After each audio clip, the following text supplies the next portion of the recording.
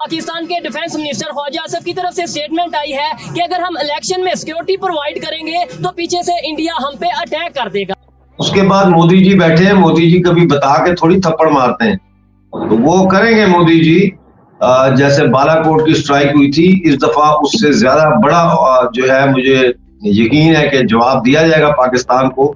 लेकिन लग यही रहा है जो हम पहले देखते रहे हैं माजी में, वही कुछ शायद फिर रिपीट होता हुआ दिखेगा। नहीं, आरजू वही होता है कि दर हकीकत आप जब इतना अरसा आप एक इस तरह के सिस्टम में हो, आपकी रिप्यूट इस तरह की बन चुकी हो, उस पर फिर जाहिर है आप सोचों को तो ताले नहीं लगाए जा सकते जब भी इस तरह का वाकया होता है। अच्छा, we are the nuclear power, we have the deterrent, और इंडिया की इतनी हिम्मत नहीं है कि हमारी चंद एक फोर्स को हम कन्वर्ट करें अगर इलेक्शन ड्यूटी के ऊपर, तो पीछे से इंडिया हम पे हमला कर दे। ये मुमकिन ही नहीं है जी। पिछली बार यही काम किया था तो बालाकोट स्ट्राइक हुई थी, और बालाकोट स्ट्राइक समझने में उनको काफी टाइम लगा था, और मतलब ये हालत हो गई थी कि टांगे कांप गई थी, पसीने आ गए थे आर्मी चीफ के।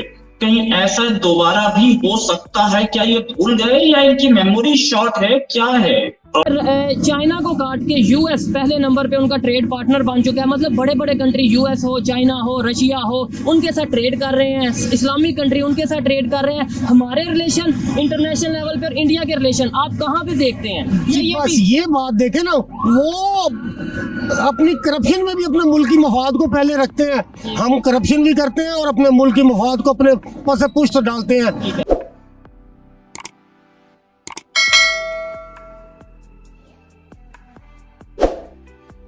नमस्कार दोस्तों, स्वागत है आप सभी का टॉप न्यूज चैनल पर। जम्मू कश्मीर में हो रहे G20 समिट में खलल डालने के लिए पाकिस्तान के पालतू आतंकवादियों ने पुंछ में आतंकवादी अटैक किया, जिसमें हमारे 5 बहादुर सैनिक शहीद हो गए। टॉप न्यूज शहीद सैनिकों को भावपूर्ण श्रद्धांजलि देता है। जैसे ही भारत की प्रतिक्रिया आई कि शहीदों के बलिदान का बदला लिया जाएगा, तो पाकिस्तान के डिफेंस मिनिस्टर के माथे पर पसीना और टांगे कांपने लगी। डर सताने लगा कि भारत हमला करने वाला है। पाकिस्तान के डिफेंस मिनिस्टर ख्वाजा आसिफ ने कहा कि भारत पाकिस्तान पर हमला कर सकता है। पाकिस्तान के पालतू टटुओं को बालाकोट स्ट्राइक की याद आने लगी, तो पीओके से आतंकवादियों की लॉन्चिंग पैड और आतंकवादी अड्डों को खाली किया जा रहा है। पाकिस्तान के नेताओं और आतंकवादियों को अच्छी तरह से पता है कि मोदी किसी भी हालत में इस आतंकवादी हमले का बदला जरूर लेंगे, इसलिए पाकिस्तान में एक डर का माहौल है। डिफेंस मिनिस्टर खुद कह रहा है कि भारत हमला करेगा, तो समझो पाकिस्तानी कितने डरे हुए हैं। टॉप न्यूज पर आने के लिए धन्यवाद दोस्तों। वीडियो को पूरा देखें, लाइक, शेयर और सब्सक्राइब जरूर करें। जय हिंद।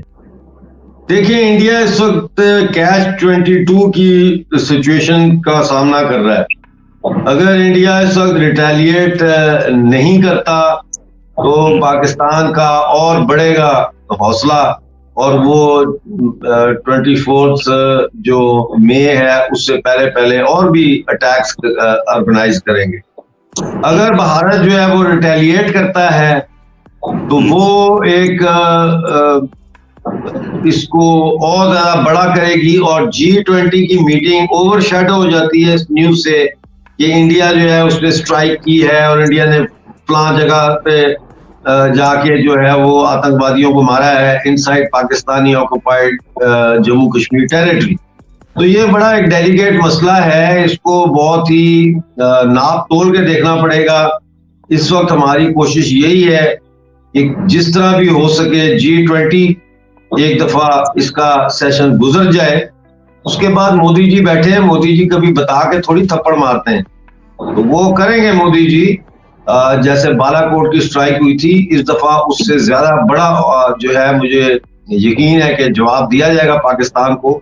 लेकिन इस वक्त जो है we are walking on a very tight rope and no hasty decisions can be affordable for India for that matter, क्योंकि वो तो चाहते हैं, पाकिस्तान तो चाहता है कि हम रिटेलिएट करें फौरी तौर पर और एस्केलेशन हो पाकिस्तान और इंडिया के बॉर्डर क्लैशेस में, और उसके नतीजे में जो है वो G20 को ये सबोटाज करें। तो अभी ये है कि हमारी जो इंटेलिजेंस सर्विसेज हैं अजय डोवल जी की क़यादत में, वो भी आज बैठी हैं, मीटिंग हो रही है, उसमें तमाम टॉप के जो हैं स्टेक होल्डर्स और जम्मू कश्मीर के गवर्नर मनोज सिन्हा हैं और जो दिलबाग हुसैन हैं जो वहाँ के आईजी, और वहाँ की जो बीजेपी दिलबर सिंह जी।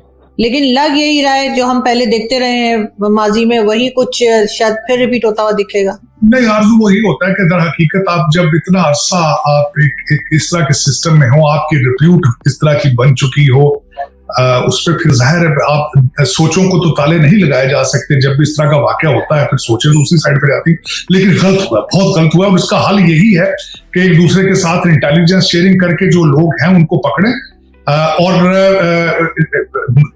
पकड़ेंगे, उनको सजा देंगे ताकि मुस्तकबिल में इस तरह का वाकया ना हो और मजीद डिस्टेबलाइजेशन की तरफ ना जाए। बहुत गलत हुआ, बहुत। ये तो मैं और इस मौके पर खासकर जब वहां पे ईद थी, आज आखिरी रोजा था, और इस मौके पे मेरा मकसद इस तरह का काम करना ना सिर्फ इंसानियत के खिलाफ है बल्कि गैर इस्लामी है। मैं किसी को भी मारना, मैं समझता हूँ किसी की भी जान लेना गैर इस्लामी, इस्लाम इन चीजों की इजाजत नहीं देता।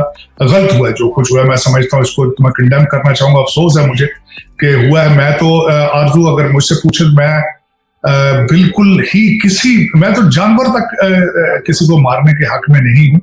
ये तो फिर लोग थे, मैं जिस तरह मैंने आपको अर्ज किया, किसी के बाप होंगे, किसी के भाई होंगे, किसी के बेटे होंगे, और गलत हुआ, जो कुछ हुआ गलत हुआ, ज्यादती हुई है। मैं इसको बड़ी भरपूर तरीके से इसकी मजम्मत करना चाहूंगा, और खास कर ये कहूंगा कि इसको फौरन किसी पे ब्लेम नहीं करना चाहिए बल्कि कंडेम करना चाहिए और दुआ करनी चाहिए कि मरने वालों के लिए, और खासकर उनकी फैमिलीज के लिए दुआ करनी चाहिए कि अल्लाह ताला भगवान वाहिगुरु उनको सब्र दे। गलत हुआ जो कुछ।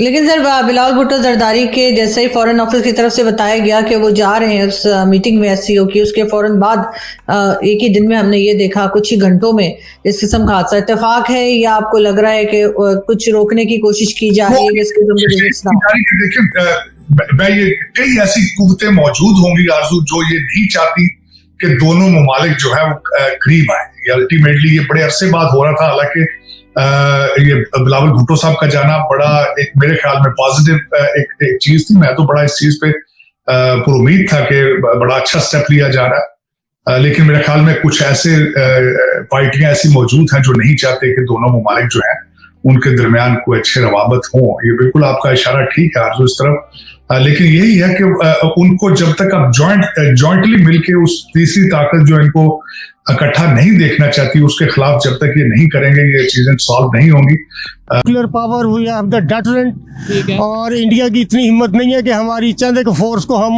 कन्वर्ट करें अगर इलेक्शन ड्यूटी के ऊपर, तो पीछे से इंडिया हम पे हमला कर दे। ये मुमकिन ही नहीं है जी। ये ख्वाजा आसिफ साहब की सब फजूलियात हैं और बिल्कुल उनके जो ये तमाम फरसुदा ख्यालात की अक्कासी करता है जी। ये हिम्मत है नहीं है ये एक अलहदा मैटर है, ये तो हम अगर हिस्ट्री में देखें तो बहुत सी चीज़ें सामने आती हैं, लेकिन बात ये है कि इंडिया हमला करेगा ही क्यों? अगर लेट्स सपोज अगर हमारी बुरी कंडीशन की वजह से हमला करना होता, उसने तो अभी तक जो हमारी कंडीशन है कुछ बेहतर तो नहीं है, तो वो अब कर देता। हम मकसद ये है कि हम हर चीज़ हर बात में इंडिया को क्यों ले आते हैं? इलेक्शन हो, गुर्बत हो, पानी हो या कोई भी चीज़ हो, हम कहते हैं ये इंडिया ने करवाया या इंडिया कर देगा।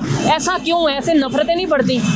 ये सिर्फ सियासतदानों के ढकोसले हैं, उनकी घड़ी हुई बातें हैं। इंडिया खुद इस वक्त ये अपने दौर के सबसे बुरे वक्त में से गुजर रहा है, इतने मुआशी क्राइसिस में से गुजर रहा है। पाकिस्तान की हालत तो खैर बहुत ही बुरी है। हम तो